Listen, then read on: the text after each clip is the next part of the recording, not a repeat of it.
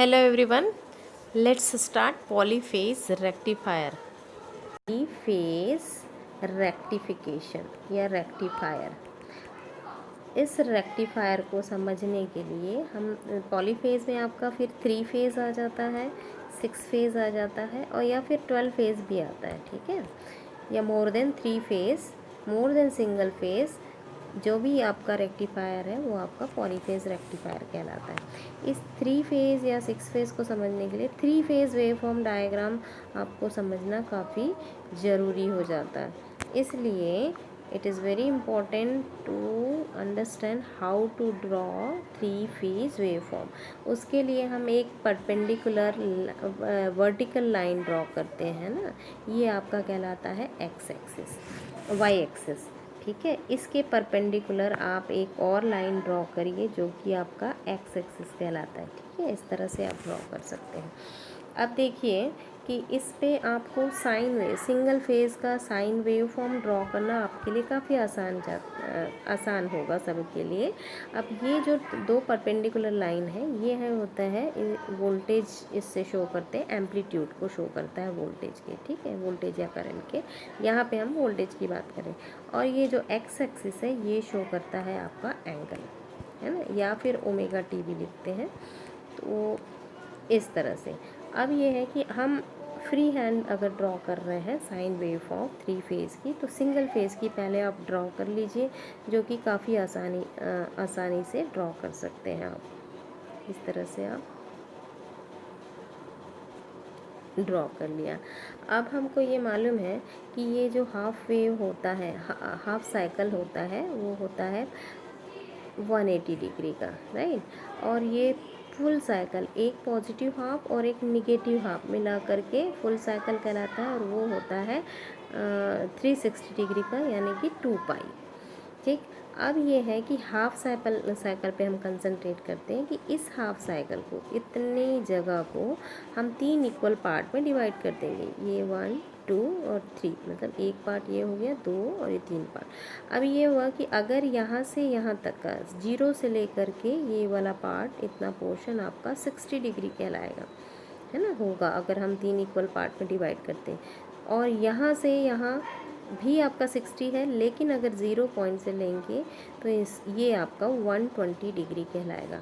और यहाँ से यहाँ तक का पूरा तो आपका 180 डिग्री है ही, हम जानते हैं, राइट। अब हम ये कहते हैं कि 3 फेज़ वेव फॉर्म के में तीनों फेजेस के बीच में आपस में 120 डिग्री का फेज़ डिफरेंस होता है। तो अगर ये जो हमने वेव फॉर्म ड्रॉ किया है वो अगर फेज़ 1 कहलाए, तो इसके 120 डिग्री के बाद में सेकेंड फेज़ स्टार्ट होगा, ठीक है।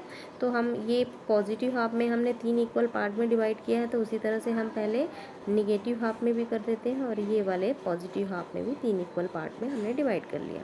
अब ये मालूम है कि ये देखिए, ये हाफ साइकिल हमने जो ड्रॉ किया है यहाँ पे, है ना, इसमें 3 पार्ट है, मतलब 1, 2 और ये 3 पे जा कर के ये आपकी जो वेव फॉर्म है जा कर के फिर से 0 होती, ठीक। तो अब ये है कि सेकेंड फेज़ को ड्रॉ करने के लिए 120 डिग्री, मतलब यहाँ से लेकर के यहाँ, इस 120 डिग्री से आपकी second wave form, second phase की वेव फॉर्म स्टार्ट होगी।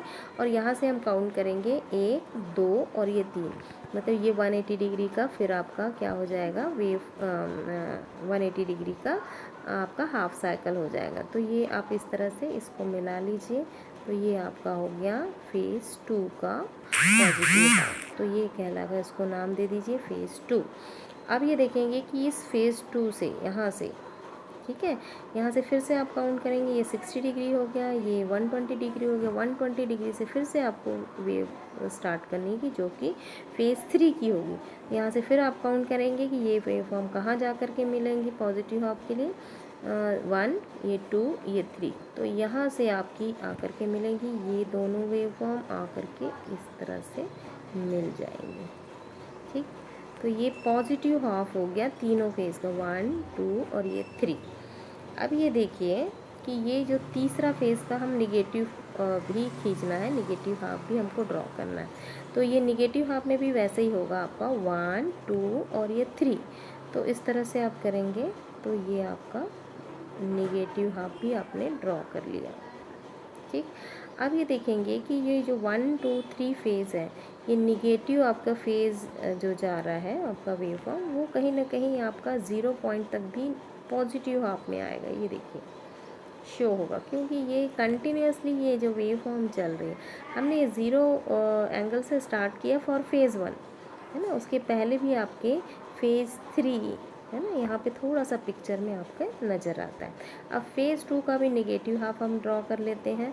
ये यहाँ से स्टार्ट हो रहा है 1, ये 2 हो गया, और 3 आपके ये लाइन के वाई एक्सिस के उस पार आ जाएगा निगेटिव साइड। तो वहाँ हम जा नहीं सकते और उसको हम शो नहीं कर रहे हैं, इसलिए ये वाली लाइन इसी तरह से कर्व जाएगा, ठीक।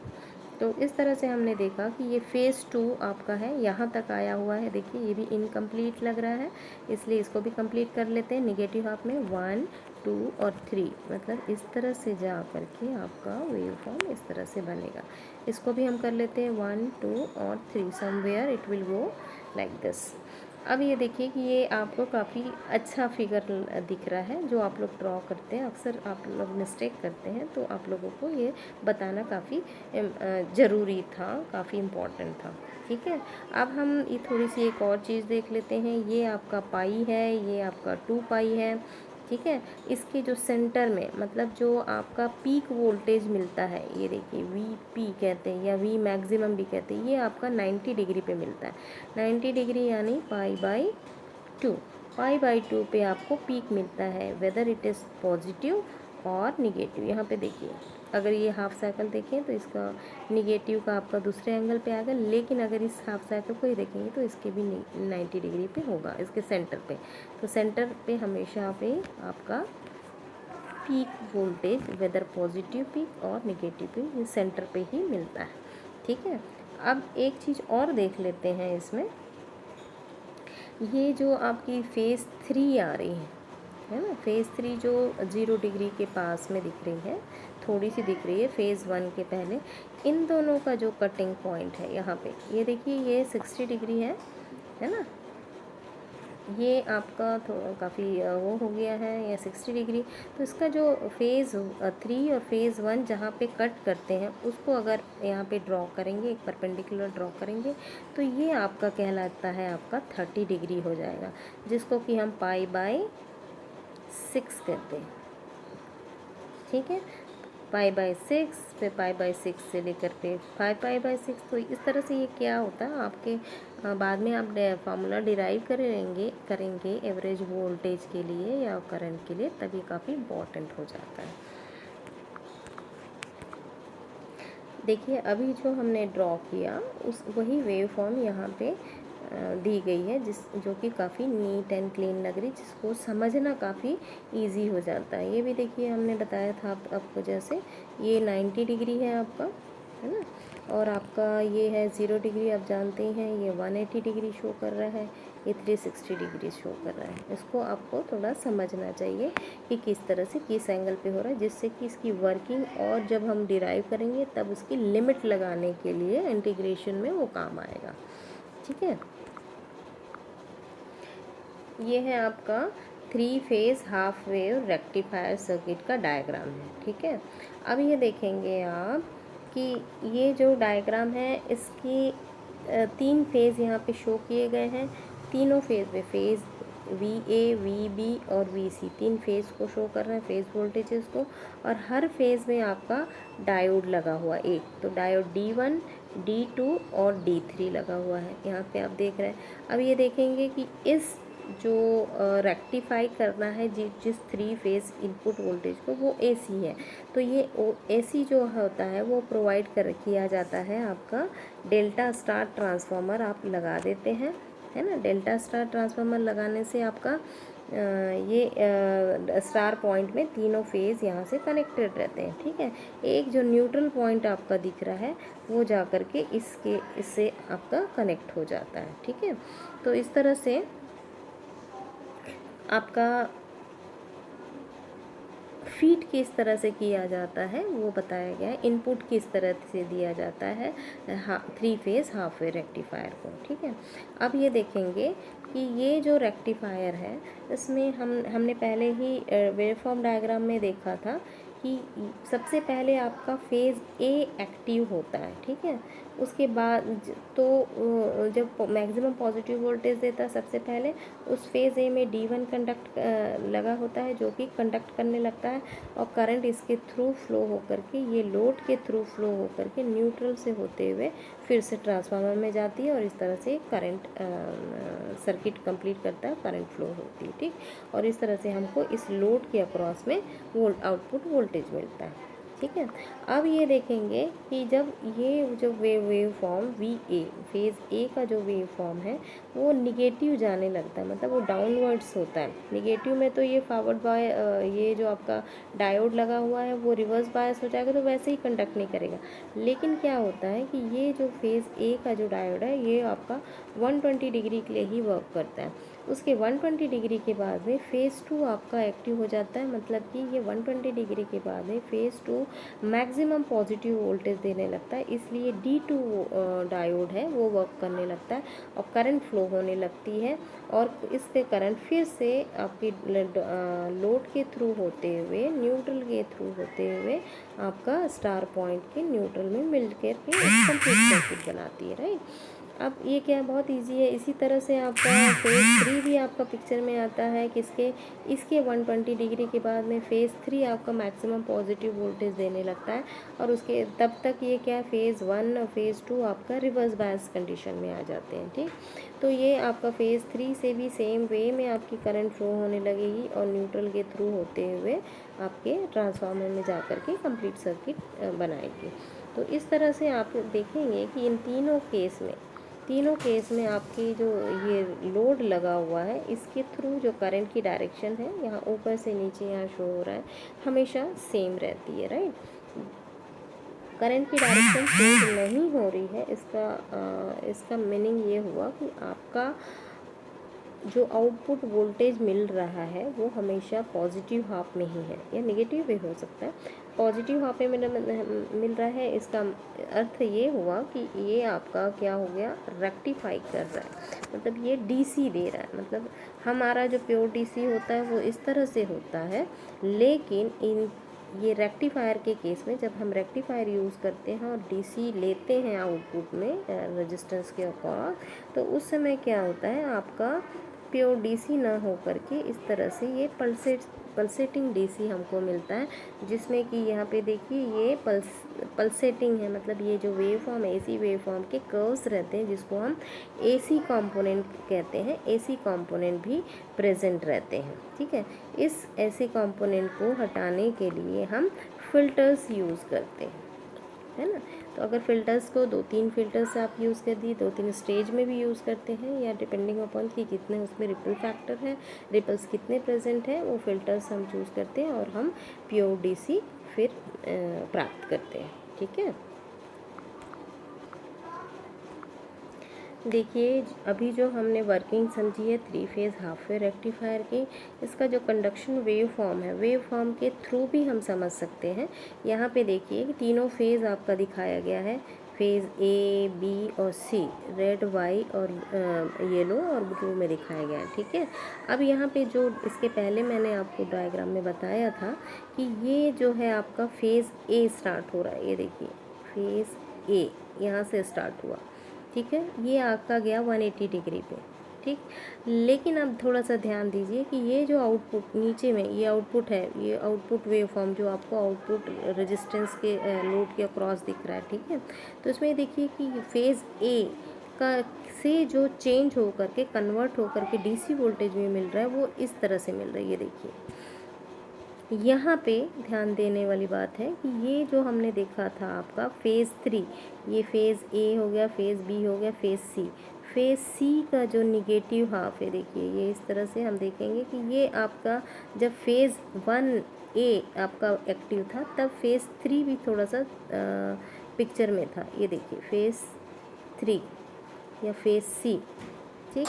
तो इस फेज़ सी और फेज़ ए का जो कटिंग पॉइंट है ना, जहाँ पे दोनों वेव फॉर्म कट कर रही हैं, यही आपका 30 डिग्री था। ये देखिए यहाँ पे लिखा हुआ है 30 डिग्री।